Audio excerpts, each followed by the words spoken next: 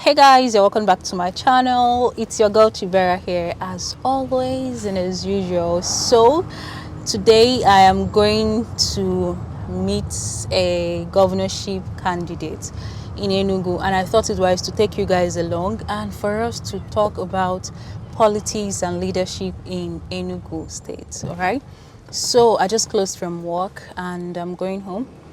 In fact, I'm driving to the place with my colleagues. She says she wants to be in background. These are her. So we are going there straight. But then I thought it was, you know what? Let's have this conversation. All right. Good evening. Bye. Hi.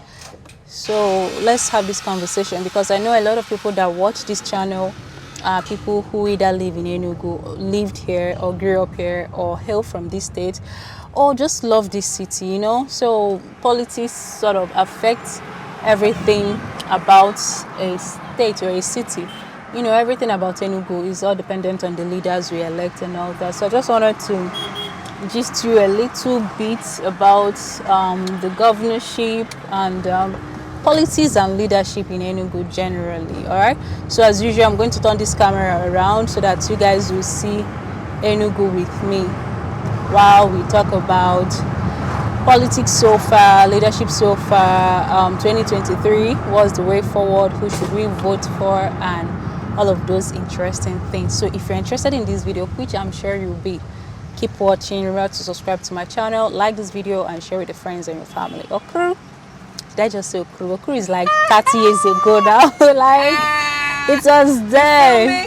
Yeah. I think you guys should not hit yourselves. So crew is so late and way back. But anywho, why am I saying throwback things today? Anywho's. But anyway, guys, you guys should just pardon me for today. Let me park by the side and get this fixed. So I'm just going to turn it around and we'll talk, okay? Alright. Currently we are on Akbara Avenue, Garden Avenue Road here in Enugu. So let's talk about politics in Enugu. So from 1999, Enugu has been under one party when we talk about governorship and all that. So it's Chimaroke. From Chimaroke we had Sullivan. From Sullivan we had Ifeanyi Ugwuanyi, and now 2023 is coming and all eyes are on the, what's it called? Lion Building. It's Lion Building we call our government house here in Enugu. So a lot of people are vying for the position. But the interesting thing about Enugu politics is something that, it's not really interesting, something that is actually annoying, guys. It's because there is a lot of godfatherism in politics in Enugu. Do you get? I'm not a politician, but even being on the sideline or being an observer, you know that it's usually after one person, he has a godson or a god, whatever, that he knows he's handing over to. And since 1999, like I said, we've been operating one party. It's been PDP. So it's like after this person, we know the anointed person that's taking over. After the anointed person, we know the next anointed person. And it's also important to know that Father Mbah, to an extent, played key role in Enugu politics, right? So he's usually seen as the spiritual godfather that whoever he anoints has a better chances of winning, whether in the local government or House of Assembly or, you know, House of Reps, wherever, basically. So now let's talk about 2023. So Burus, that is, oh, we're under the tunnel, guys. That's why it's dark. When we leave here, we'll continue. And just in case you don't know, this tunnel was built by Chimaroke. It's actually one of the landmark projects he's currently bragging with on social media. If you've been following Twitter recently or lately, you know that Chimaroke seems to be off the hook. He's been tweeting, cursing, trolling, like whatever you bring to him, he gives you double, right? So it's just raspberries. Yeah, it's been that. So now politics, our election came around, a lot of people were vying for the governorship. At some point under PDP, we had over 20 people interested. Even former CCO, not former, late CCO's son, Ken Ono, who is chairman of Enugu Capital Development Territory. We also had the former commissioner of lands, the one that resigned, that is Sovereign Nam. We also, wait guys, wait, like I'm going to root. Where do I follow now? Before I keep talking, I just go to my father's house. go here, you go to Tiba Junction. Yeah. This way. I guess this way. This way, Abby? Yes. Okay, let's take presidential. Yes, it's this way. We'll take this way. All right. So, Sovereign Nam also showed interest. Even is there a senator, Honorable Fochukwebo, also showed interest. So there were a lot of guys under PDP, but the prominent ones were Barrister Edoga. So Barrister Edoga is also from Ozowan, or Isuzo. He's from Isuzo rather. So he also vied for the position. As a matter of fact, his billboard was more prominent in the state at the time. So a lot of people hoped that he was going to be the next person. Remember, I said I'm not a politician, so I can't tell you for sure that this guy stood a chance or didn't stand a chance. It's just basically based on people talking and what we are seeing, because his posters, like I said, were really prominent. It was over the city, and then people said he's from Isuzu. Not people say he's actually from Isuzu. Then there are conspiracy theories of how he was related to, or how he's related to Burus. I think from the maternal side, how in-law, grandmother, there was just a relationship. Now, everybody assumed he was the anointed candidate, the person that was going to take over from Buruburi. And this Barrister Edoga is also, or was, the commissioner of environment, and that was where the issue started. So a lot of people kicked against his candidacy. Why? Because they said that under his tenure as the commissioner of environment, Enugu was really dirty, right? And I can't lie, if you guys watch my recent videos, you'll know that Enugu turned from what it used to be into a pure mess. At some point, the whole city was smelling. There are days you drive, especially after rain, like it's like there's just this stench all over the city. But then there are counter arguments that he's not, although he's the commissioner of environment, that SWAMA, cleanliness and all of those things are not under his ministry.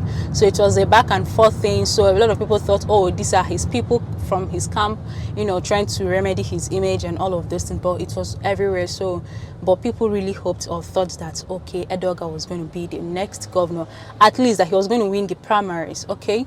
Then other parties didn't have a lot of clout, especially here in Enugu. I mean, the ruling party here is PDP. APC, like, you can only do grand, that's all. But if you're certain of winning, it's PDP. So if you win primaries of PDP, you are most likely going to be the next governor. Now, that is for PDP. Now, moving to ABGA, there were a couple of guys, I didn't know a lot of them, but the most prominent person in ABGA is Nweke Jr. He was former Minister of Information and Communication, Intergovernmental Agency or Affair. He's just been there. And recently, I'm also reading that he started his political career here in Enugu State under Chimareke's administration.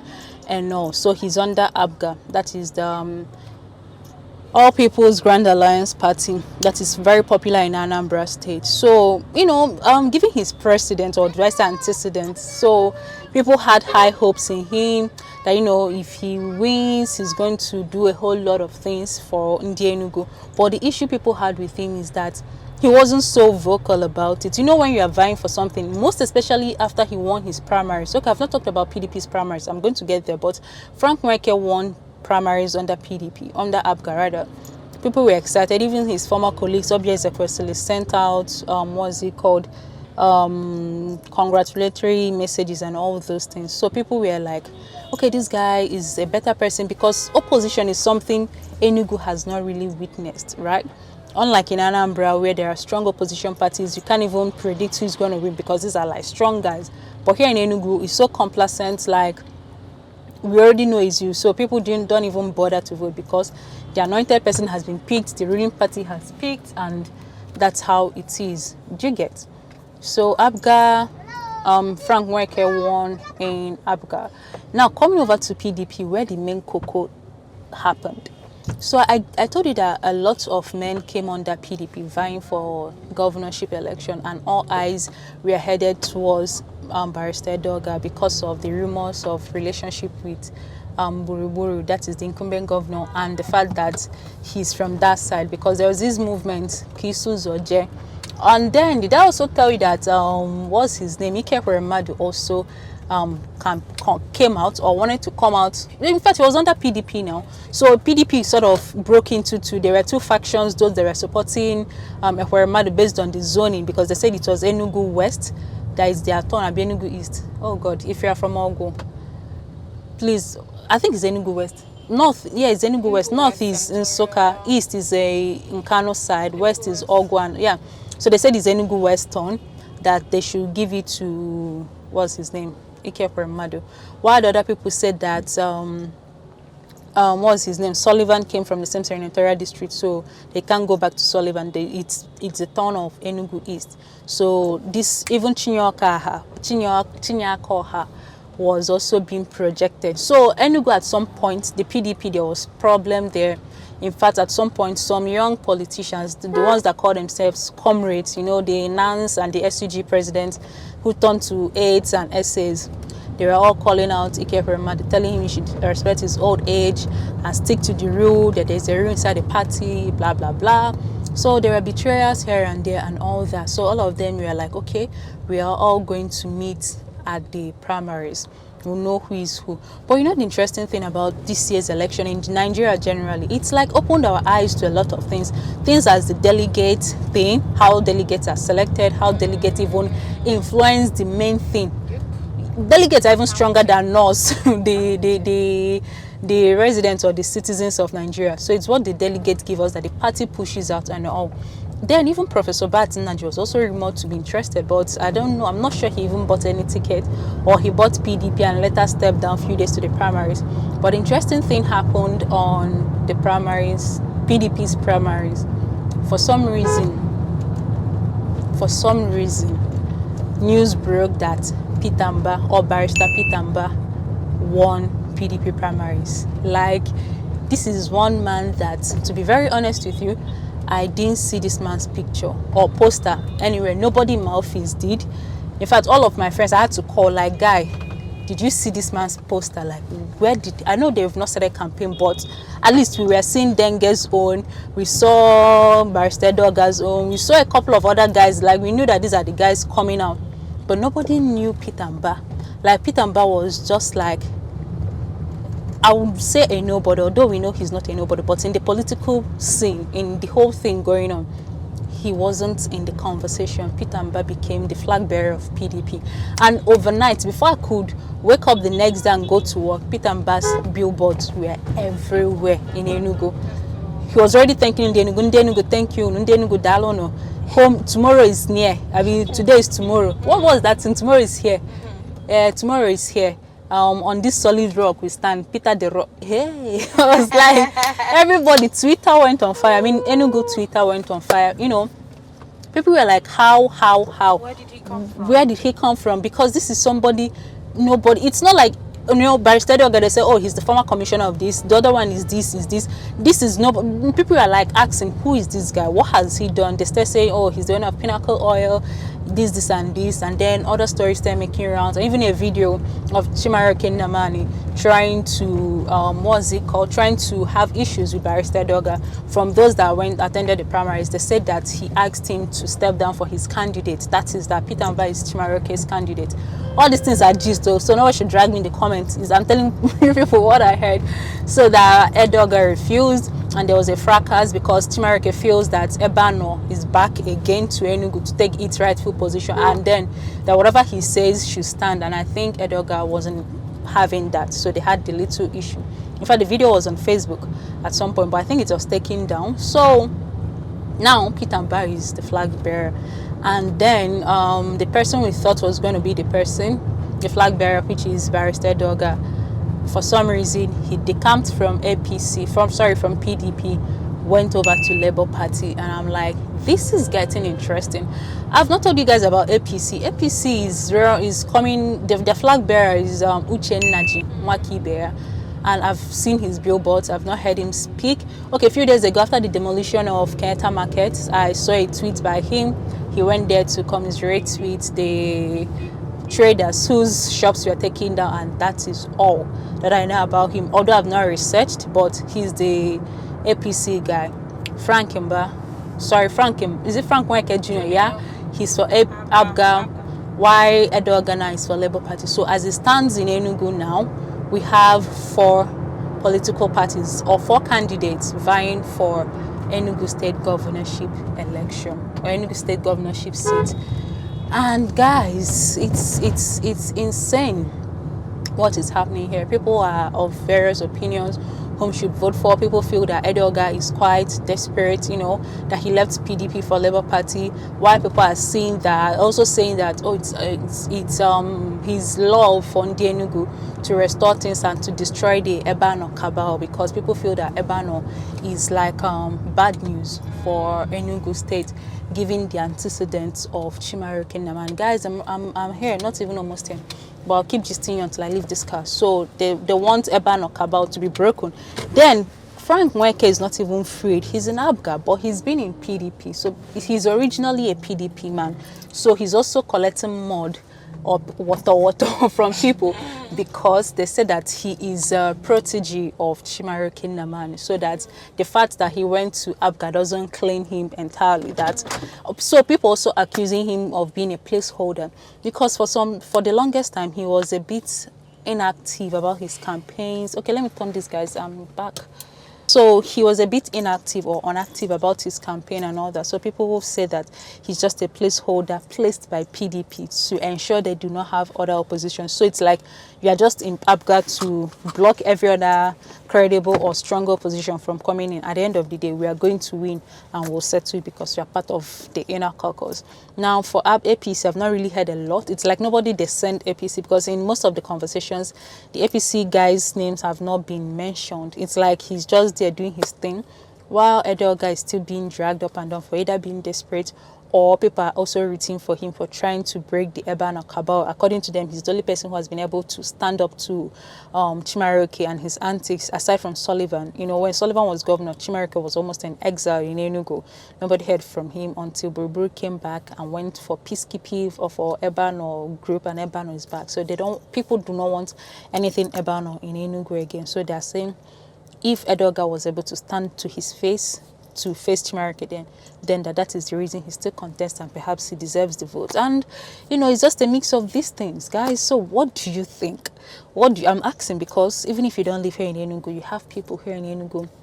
Some of you are way older than me. You know these people, you know these men personally, you know what their interests are for, the people that can, or the person that can do a whole lot of great things for Enugu. Because the truth is, from my last videos, guys, you guys have seen how much Enugu has changed, and not for the good way, but is deteriorating. So who can give a proper facelift to Enugu?